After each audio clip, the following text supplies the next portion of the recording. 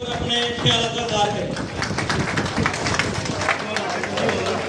تمام دوستوں سے کہ وہ پلیز اپنی سیٹوں پر تشریف رکھیں تو زیادہ بہتر انداز میں.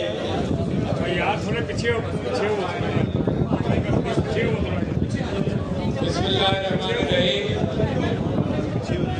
Hello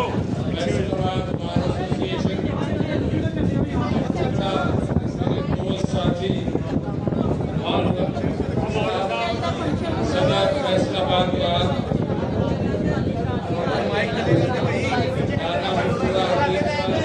secretary Faisalabad MNAs MPAs میرے دوست سواتی صاحب میرے ہیرو جنگیر خان کاکڑ صاحب میرا پرانا دوست سجاد حیدر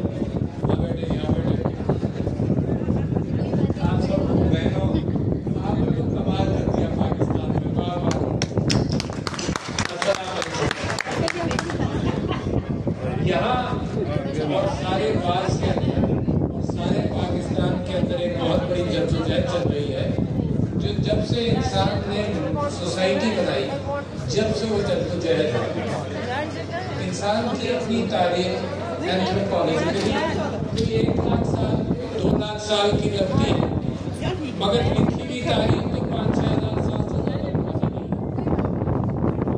اس تاریخ کے اندر بھی جب بھی انسان نے ساتھ رہنا شروع کیا جنگل سے ہٹ کر اس وقت عمران خان صاحب جنگل سے بھی موازنہ کر رہے ہیں کہ جنگل سے ہٹ کر انسانوں نے یہ سوچنا شروع کیا کہ حقوق انسانی حقوق اور کوئی قانون ہونا چاہیے.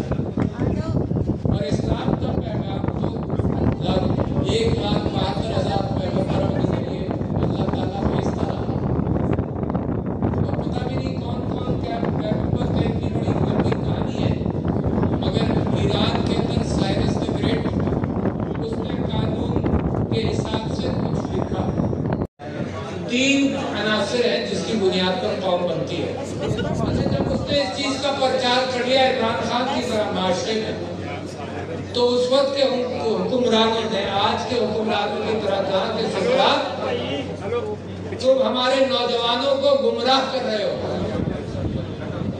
اس زمانے میں سوشل میڈیا نہیں تھا مگر کوئی اور میڈیم ہوگا تو لوگوں نے کہا کہ تم ہمارے نوجوانوں کو گمراہ کر رہے ہو اور اس کو سزا دی جیسے خان صاحب کو ڈیلز کی آفر دی کہ تم یا تو شہر چھوڑو یا زہر پیو. تو عمران خان کو بھی یہ آفر دی گئی کہ یا تم شہر چھوڑو تو عمران خان نے کہا کہ میں مر جاؤں گا پاکستان نہیں چھوڑوں گا. وہ مرنے کے لیے تیار ہے. سقراط کو زہر پینا پڑا مگر اس نے بھی اپنی قوم کا ساتھ دیا. کسی کو یاد ہے سقراط کو سزا کس نے دی تھی؟ وہ مٹی میں مل گیا, نام بھی نہیں پتا کسی کو. اور آج کل جو لوگ ہیں جو عمران خان کو سزا دینے کی نیت کرتے ہیں اور سزا دینے کی کوشش کی ہے اور جھوٹی سزائیں دی ہیں ان کا نام بھی خاک میں مل جائے گا. ان کا نام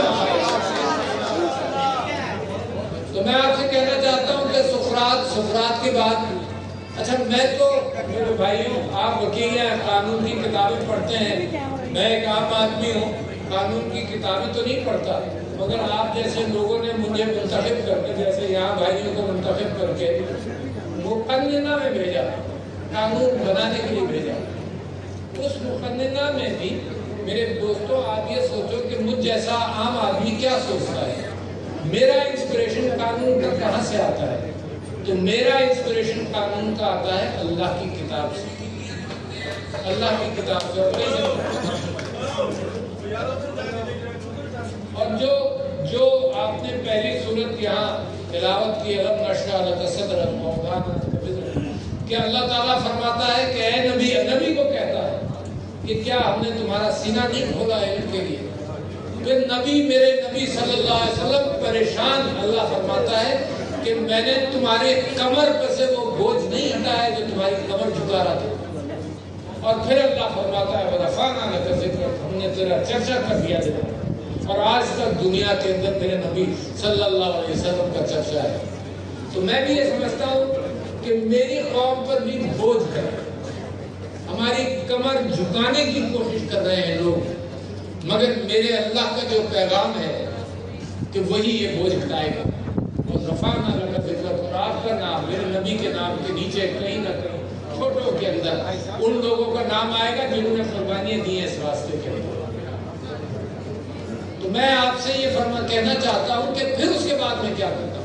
میرے نبی صلی اللہ علیہ وسلم سے ہم نے راستہ تلاش کیا، وہ کسی کو کہیں نامزد کرتے تھے، جیسے یہ میرے MNAs اور MPs الیکٹ ہوئے ہیں، تو جب یہ جاتے ہیں کہیں تو ان کو حلف لینا پڑتا ہے کسی چیز پر۔ تو میرے نبی صلی اللہ علیہ وسلم پوچھتے تھے کہ تمہیں میں وہاں جب بھیج رہا ہوں تم یہ بتاؤ کہ تم کیسے فیصلے کرو گے؟ تو لوگ فرماتے تھے کہ جی ہم قرآن کی بنیاد پر فیصلے کریں گے، جو قانون ہے، جو سب سے بڑا قانون ہے، ہم قرآن کی بنیاد پر فیصلے کریں گے۔ پھر پوچھتے تھے اس کے بعد، تو فرماتے تھے کہ جی جو آپ کو دیکھا کرتے ہوئے اور آپ کا انٹرپریٹیشن قرآن کا، اس پر فیصلے کریں گے۔ پھر اس کے بعد تو پھر لوگ فرماتے تھے کہ جی ہم اپنی قیاس سے فیصلے کریں گے، مگر ان اصولوں کے پابند ہو کر فیصلے کریں گے، اصولوں کے پابند ہو کر فیصلے کریں گے، انصاف کریں گے۔ اور آج کل کی عدالتوں کا انصاف آپ دیکھ لیجئے کہ الیکشن PTI لڑتی ہے، اس کا سمبل بھی لے دیتے ہیں، مجبور کرتے ہیں، وہ کوئی اور پارٹی جوائن کرتی ہے۔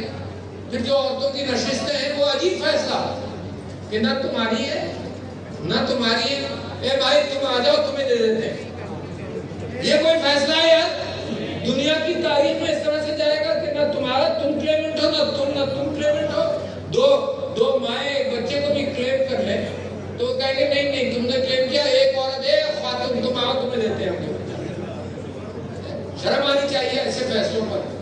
تو میں آپ سے یہ کہتا ہوں کہ پھر مسلمانوں کیا قانون بنا کہاں؟ دیکھو ہر چیز کا ذکر قرآن میں نہیں ہے، قرآن نے اصول لے ڈاؤن کیے، وراثت کے اصول لے ڈاؤن کیے، ہر چیز کے بڑے بڑے اصول لے ڈاؤن کیے، سچ بولنے کے لیے کہا ہے کہ سچ بولو، اور قرآن کے اوپر سب سے پہلے الف لام میم ذالک الکتاب لا ریب فیہ، کہ اللہ شروع اس بات سے کرتا ہے کہ اس کتاب میں جھوٹ نہیں۔ لوگوں نبیوں پر ایمان لاؤ، آخرت پر ایمان لاؤ، تقوی خدا خوفی کرو، اور پھر اس کے بعد وہ بھی کرتا ہے جو میں آپ سے اگر موقع ملا تو اس میں وضاحت کرتا ہوں۔ اللہ پہلے فرما دیتا ہے کہ اسلام کا مطلب کیا ہے۔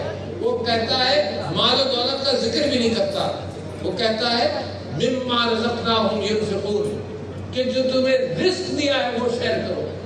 مال و دولت تو بات کی بات ہے، یہ تکلیف جو ہے انسانوں کے حوالے سے میرے نبی نے نبوت سے پہلے یہی تکلیف پالی، یہ ہے اسلام۔ اگر کچھ لوگ یہ سمجھتے ہیں کہ اسلام کے معنی صوم و صلاۃ ہے تو اللہ بھی فرماتا ہے، مگر صوم و صلاۃ اللہ کی تعریف یہ ذرہ کرتا ہے۔ اللہ کو کوئی تعریف کرنے کے لیے انسان پیدا کرنے کی ضرورت نہیں تھی، ذرہ تعریف کرتا ہے۔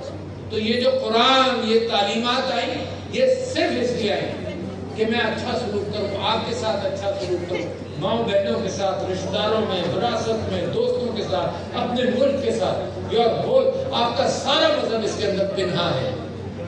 میرے نبی مکی دور سارا اس میں گزرا ہے۔ ریاست کب آئی؟ ریاست جب آئی کہ جب 50 لوگ تھے، انصاف کرنا تھا تو لوگ بھروسہ کرتے تھے میرے نبی صلی اللہ علیہ وسلم کو۔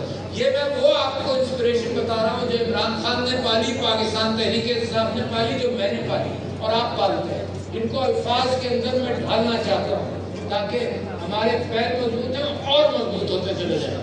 90% قوم آپ کے ساتھ ہے۔